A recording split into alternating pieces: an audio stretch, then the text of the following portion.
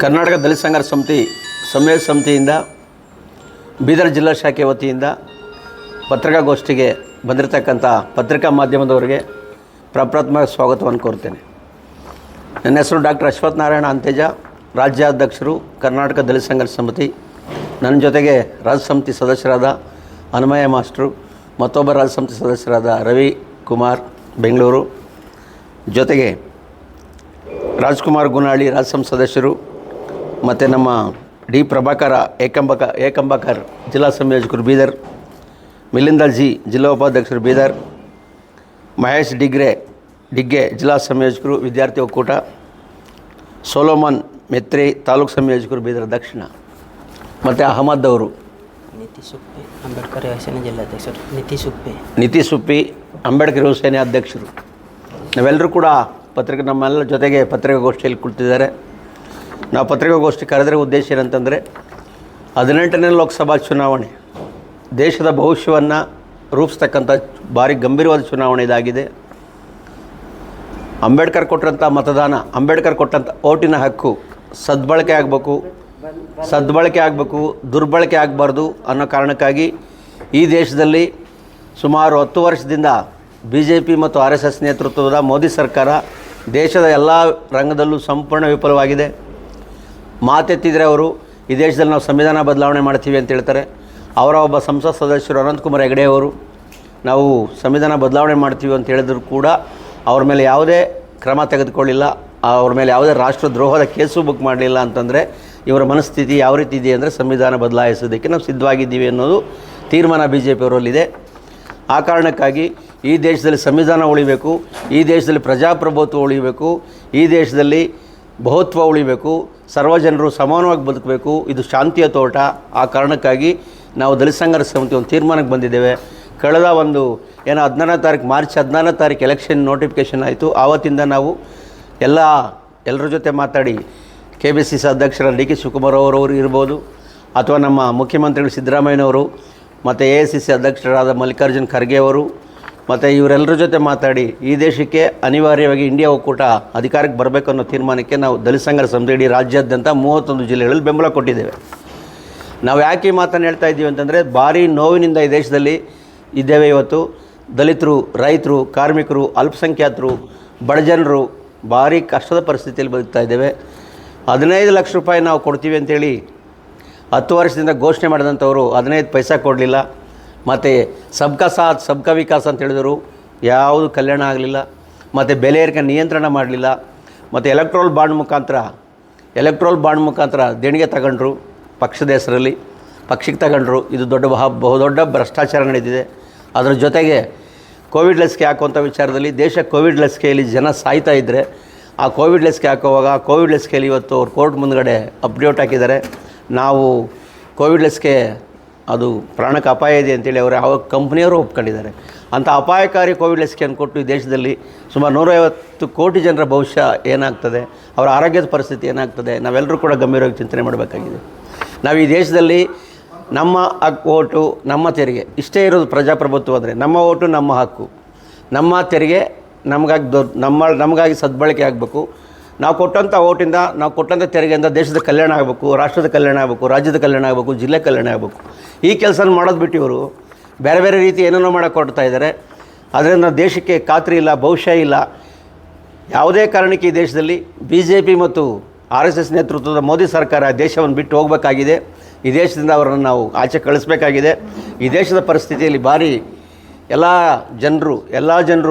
ಜಾತಿ ಜನರು, ಎಲ್ಲ ಸಮಾಜದ ಜನರು, ಎಲ್ಲ ಧರ್ಮದ ಜನರು ಸಮಾನತೆಯಿಂದ ಬದುಕಿದಂಥ ದೇಶ ಭಾರತ ದೇಶ.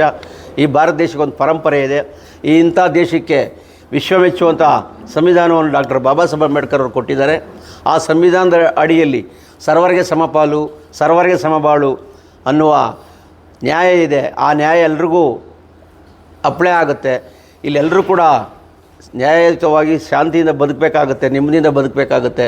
ಆ ಸಂವಿಧಾನದ ತತ್ವ ಸಿದ್ಧಾಂತಗಳ ಅಡಿಯಲ್ಲಿ ಇವರು ದೇಶನ ಆಳಲಿಕ್ಕೆ ಯೋಗ್ಯತೆ ಇಲ್ಲ BJP ಮತ್ತು RSS ಅನ್ನೋದು ತೀರ್ಮಾನ ದೇಶದಲ್ಲಾಗಿದೆ. ವಿರೋಧಿ ಅಲೆ ಪ್ರಾರಂಭ ಆಗಿದೆ. ರಾಜ್ಯದಲ್ಲಿ 28ಕ್ಕೆ 28 ಗೆಲ್ತವೆ. ಅದರ ಜೊತೆಗೆ ಇಲ್ಲಿನ ಒಂದು ಏನು ಲೋಕಸಭಾ ಕ್ಷೇತ್ರದ ಅಭ್ಯರ್ಥಿ ಸಾಗರ್ ಖಂಡ್ರೆ ಅವರು ಉತ್ತಮ ಅಭ್ಯರ್ಥಿ ಇದ್ದಾರೆ. ಸಾಗರ್ ಖಂಡ್ರೆ ಅವರು ಅವರ ಫ್ಯಾಮಿಲಿ ಸಮಾಜ ಸೇವೆ ಮಾಡಿದಂಥ ಫ್ಯಾಮಿಲಿ. ಈಶ್ವರ್ ಖಂಡ್ರೆಯವರು ಇರ್ಬೋದು, ಅವ್ರ ಮಗ ಇವರು ನಮ್ಮ ಸಾಗರ್ ಖಂಡ್ರೆಯವರು ಕೂಡ ಸಾಮಾಜಿಕವಾಗಿ ಬಸವಣ್ಣ ಶರಣ ಸಾಹಿತ್ಯದಿಂದ ಬಂದಂಥವರು. ಇವ್ರು ಗೆಲ್ಲೋದ್ರ ಮುಖಾಂತರ ಬೀದರ್ ಜಿಲ್ಲೆಯ ಮತದಾರರು ಅವರನ್ನು ಗೆಲ್ಲಿಸಬೇಕಾಗಿ ಮನವಿ ಮಾಡ್ತಾಯಿದ್ದೇವೆ. ಅದ್ರ ಜೊತೆಗೆ ಅವ್ರು ಗೆಲ್ಲೋದ್ರಿಂದ AICC ಅಧ್ಯಕ್ಷರು ಮಲ್ಲಿಕಾರ್ಜುನ ಖರ್ಗೆ ಅವರು ಈ ರಾಷ್ಟ್ರದ ಪ್ರಧಾನಮಂತ್ರಿ ಆಗಬೇಕು. ಪ್ರಧಾನಮಂತ್ರಿ ಮಾಡ್ತೀವಿ ಅಂಥೇಳಿ ಈ ಹಿಂದೆ ಇಂಡಿಯಾ ಒಕ್ಕೂಟ ಅವರನ್ನು ಘೋಷಣೆ ಮಾಡಿದೆ. ಇಂಡಿಯಾ ಒಕ್ಕೂಟದ ಅಭ್ಯರ್ಥಿ ಮಲ್ಲಿಕಾರ್ಜುನ ಖರ್ಗೆ ಅಂತ ಇಡೀ ರಾಷ್ಟ್ರದಲ್ಲಿ ನಡೆದಂಥ ಸಭೆಗಳಲ್ಲಿ ಘೋಷಣೆ ಮಾಡಿದ್ದಾರೆ. ಈ ದೇಶದಲ್ಲಿ ಒಬ್ಬ ದಲಿತರು, ಒಬ್ಬ ನಿಷ್ಠಾವಂತರು, ಒಬ್ಬ ಅಂಬೇಡ್ಕರ್ವಾದಿ, ಒಬ್ಬ ಪ್ರಧಾನಿ ಆಗಬೇಕು ಅಂತಂದರೆ ನಾವು ನಮ್ಮ ಎಲ್ಲ 28 ಕ್ಷೇತ್ರಗಳಲ್ಲೂ ಕೂಡ ಕರ್ನಾಟಕದಿಂದ ಗೆದ್ದೋಗ್ಬೇಕಾಗುತ್ತೆ. ಆ ಕಾರಣಕ್ಕಾಗಿ ಇವತ್ತು ಬೀದರ್ ಲೋಕಸಭಾ ಕ್ಷೇತ್ರದಲ್ಲಿ ನಾವು ಕರ್ನಾಟಕ ದಲಿತ ಸಂಘರ್ಷ ಸಮಿತಿ ನಮ್ಮ ಜಿಲ್ಲಾ ಶಾಖೆ ವತಿಯಿಂದ, ನಾವು ರಾಜ್ಯ ಸಮಿತಿ ವತಿಯಿಂದ ನಾವೆಲ್ಲ ಮತದಾರರಲ್ಲಿ ಮನವಿ ಮಾಡ್ತಾ ಇದ್ದೇವೆ. ಶಾಂತಿಯುತವಾಗಿ ನಮ್ಮ ಹಕ್ಕು, ನಮ್ಮ ಓಟು ಇಂಡಿಯಾ ಒಕ್ಕೂಟದ ಕಾಂಗ್ರೆಸ್ ಅಭ್ಯರ್ಥಿ ಸಾಗರ್ ಖಂಡ್ರೆಯವರಿಗೆ ಆಗಬೇಕು. ಸಾಗರ್ ಖಂಡ್ರೆಯವರನ್ನ ಅತ್ಯಧಿಕ ಬಹುಮತದಿಂದ ಗೆಲ್ಲಿಸಬೇಕು ಅಂತೇಳಿ ನಾವು ಈ ಮೂಲಕ ಮನವಿ ಮಾಡ್ತಾ ಇದ್ದೇವೆ. 2008ರಿಂದ ನಮ್ಮ ಬೀದರ್ ಜಿಲ್ಲೆಯಲ್ಲಿ ಔರಾದ ಕ್ಷೇತ್ರವೊಂದು ಮೀಸಲು ಕ್ಷೇತ್ರ ಇದೆ. ಅದು ಪರಿಶಿಷ್ಟರಿಗೆ ಸೀಮಿತವಾಗಿರುವಂಥ ಕ್ಷೇತ್ರ. ಆ ಕ್ಷೇತ್ರದಲ್ಲಿ ಮೊಟ್ಟ ಮೊದಲನೇದ 2008ರಲ್ಲಿ ನಮ್ಮ ಮಾಜಿ ಸಂಸದರಾಗಿರುವಂಥ ನರಸಿಂಹರಾವ್ ಸೂರ್ಯವಂಶಿಯವರು ಸ್ಪರ್ಧೆ ಮಾಡಿದರು. ಅವರು ಸೋತು 2013ರಲ್ಲಿ ವಿಜಯ್ ಕುಮಾರ್ ಗಾಯಕ್ವಾಡ್ ಅನ್ನೋರು ಸ್ಪರ್ಧೆ ಮಾಡಿದರು. ವಿಜಯ್ ಕುಮಾರ್ ಗಾಯಕ್ವಾಡ್ ಅನ್ನೋರು ಸ್ಪರ್ಧೆ ಮಾಡಿದರು. ಅವರು ಸೋತ್ರಲ್ಲ, ಅವರು ಪಲಾಯನೆ ಮಾಡಿದ್ರು. ಅವರು ಒಟ್ಟಲ್ಲಿ ಅದೇನು ಒಂದು 1600 ಓಡ್ಕೊಂಡಿದ್ರು. 2018ರಲ್ಲಿ ವಿಜಯ್ ಕುಮಾರ್ ಕೌಡ್ಯಾಳ್ ಸ್ಪರ್ಧೆ ಮಾಡಿದ್ರು. ಆ ವಿಜಯ್ ಕುಮಾರ್ ಕೌಡ್ಯಾಳ್ ಅವರ ಒಂದು ಜನಪ್ರಿಯತೆಯಿಂದ 65,000 ಮತಗಳನ್ನು ಪಡೆದರು. ಇಂಡಿಪೆಂಡೆಂಟ್ ಆಗಿ ಕಾಂಗ್ರೆಸ್ ಪಕ್ಷದ. ಹಾಂ. ಆದರೆ ಈ 3 ಚುನಾವಣೆಗಳಲ್ಲಿ ಪರಿಶಿಷ್ಟ ಜಾತಿ ಎಡಪಂಥಿ ಕ್ಯಾಂಡಿಡೇಟ್ ಇತ್ತು.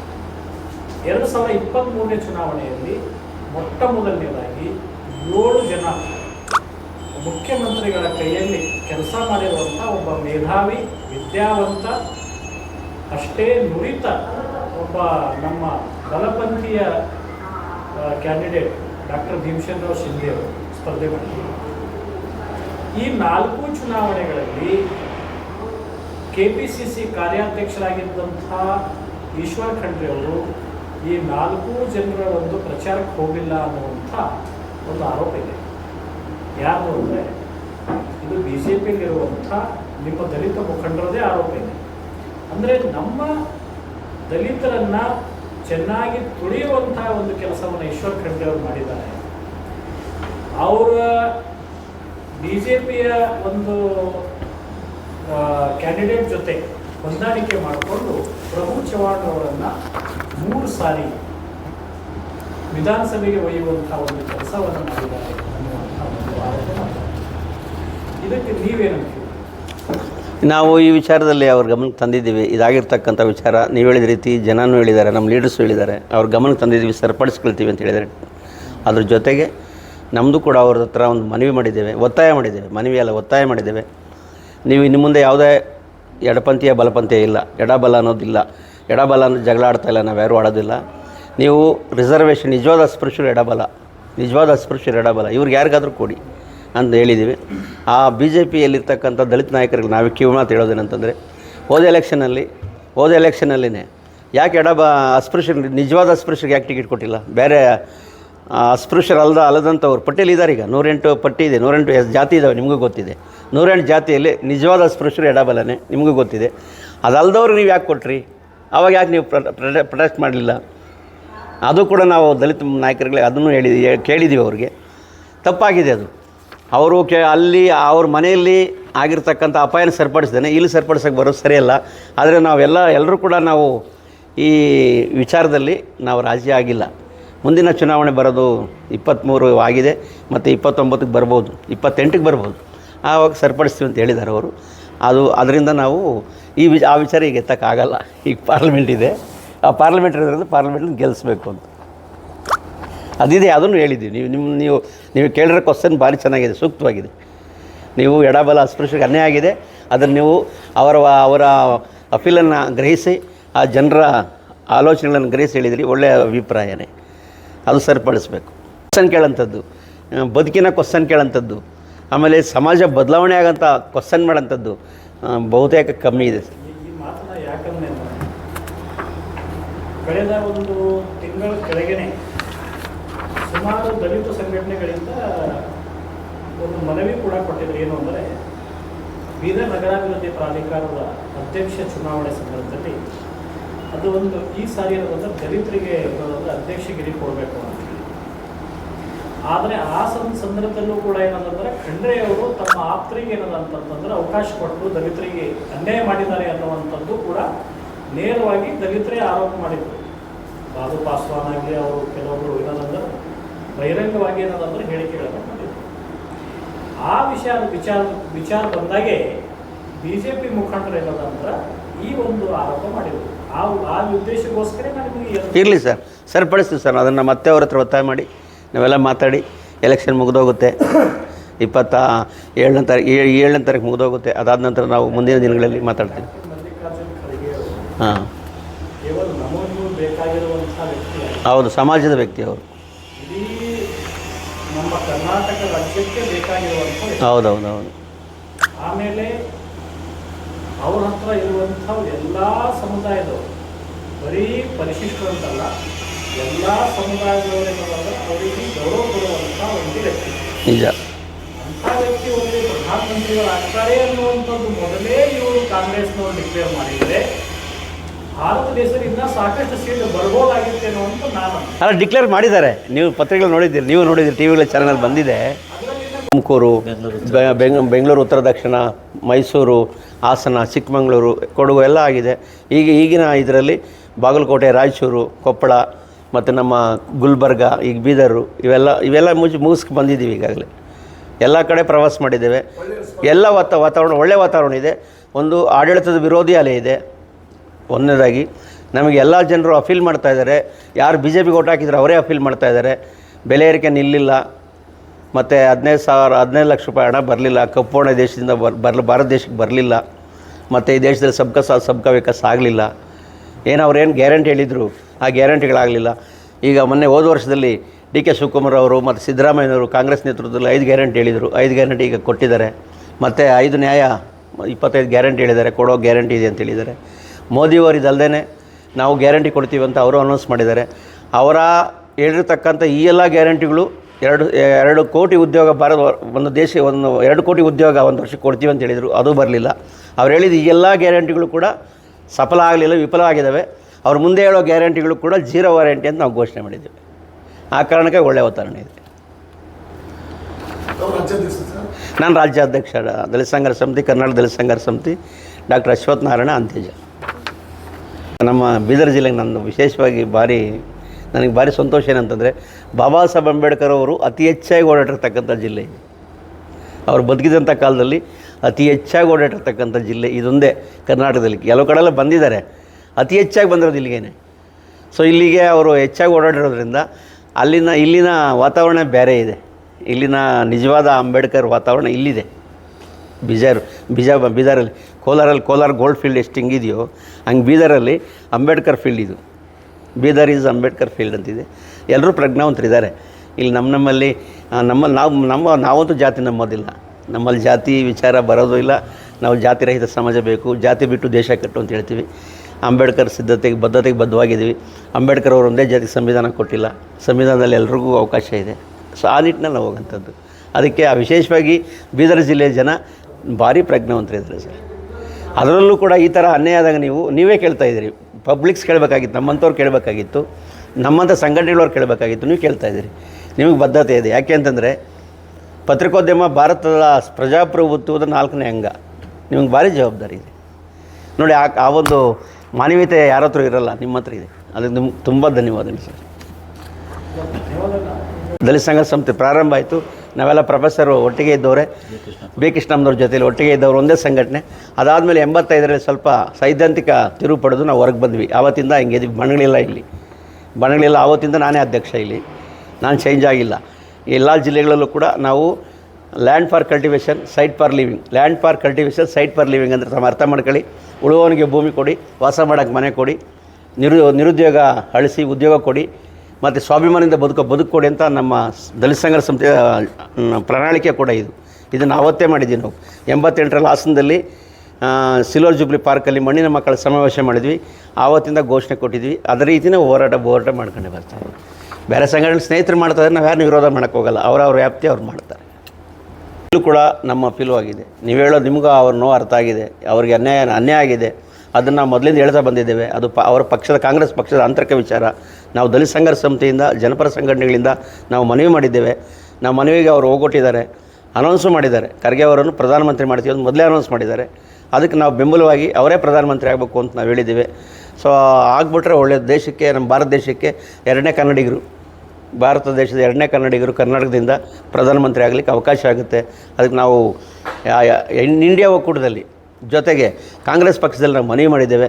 ಈಗಲೂ ಕೂಡ ಆ ದಿಕ್ಕಿನಲ್ಲೇ ನಾವು ಚುನಾವಣೆಗೆ ಬೆಂಬಲ ಕೊಟ್ಟಿದ್ದೇವೆ. ನಾವು ಈಗ ಇಡೀ ಕರ್ನಾಟಕ ಜಿಲ್ಲೆಗಳ ಸುತ್ತಾಡಿದ್ವಿ. ಫಸ್ಟ್ ಫೇಸ್ ಸೆಲೆಕ್ಷನ್ ಎಲ್ಲ ಮಾಡಿದ್ವಿ. ಮೈಸೂರು, ಕೋಲಾರ ಸರಿಪಡಿಸ್ತೀವಿ. ಪ್ರಧಾನಮಂತ್ರಿ ಮಾಡ್ತಾರಂದ್ರೆ ಖರ್ಗೆ ಅವರಿಗೆ ಪ್ರಧಾನಮಂತ್ರಿ ಮಾಡ್ತಾ ಇರೋದು ನಾವು ಹೇಳ್ತಾ ಇರೋದಲ್ಲ, ನಮ್ಮದು ಕೂಡ ಒಂದು ಮನವಿ ಇದೆ. ಹಿಂದೆ ಇಂಡಿಯಾ ಒಕ್ಕೂಟ